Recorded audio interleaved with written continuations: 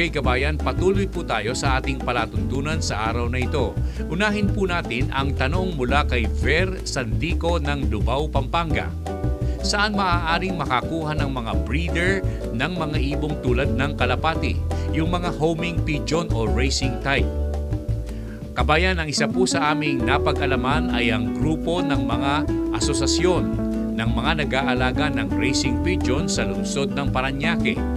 Kontak po kayo kay Ginoong Bong Gutierrez. Ang kanilang telephone number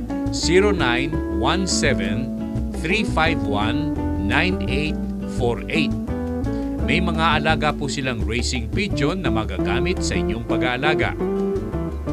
Ang isa namang tanong ukol sa mga kambing na ating naipakita na mula sa RGL Farm sa San Ildefonso, Bulacan. Ang contact number po ng RGL Farm ay 0926-670-2293. At ang ilang informasyon ukol naman sa tulong na naibibigay ng Rotary Club ng Taguig. Pakikontak po sila sa kanilang tanggapan sa Barangay Lower Bikutan at hanapin po ang mga namumuno roon sa kanilang sekretariat. Ang tulong na kanilang naibigay ay ukol sa isdang knife fish upang magkaroon ng hanap buhay ang mga fisher folk ng Taguig.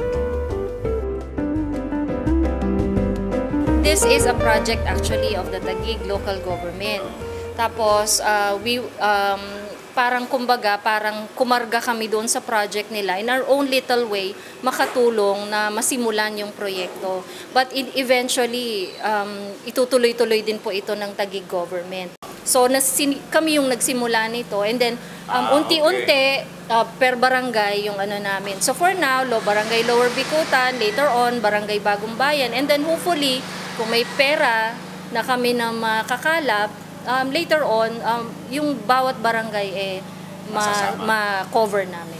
And speaking of financing, sabi niya, kung may makakalap, ano ang pinaka-role dito ng Rotary sa Germany? Anong role nila rito? Sila po yung nagbigay ng funds para po ng donation para masimulan po yung project na po. Okay kabayan, nitong mga nakaraang araw ay nagtungo ang MacPlus ng Macondray Products Incorporated sa lungsod ng Tacloban sa Leyte upang mamahagi ng tulong panghanap buhay sa mga kababayan nating magsasaka at mangingisda na sinalanta ng bagyong Yolanda kamakailan. Ang mga naipamahagi ay mga gamit sa pananakahan tulad halimbawa sa pagtatanim ng iba't ibang uri ng gulay. Gayon din mga pangunahing pangangailangan sa pangingisda tulad ng bangka, motor, generator at marami pang iba.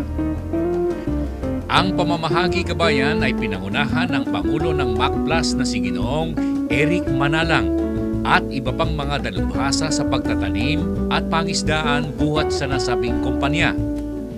Ayon sa mga pinuno ng MacPlus, susubaybayan nila ang mga nabigyan ng tulong upang maging maayos ang mga proyektong kanilang isasagawa.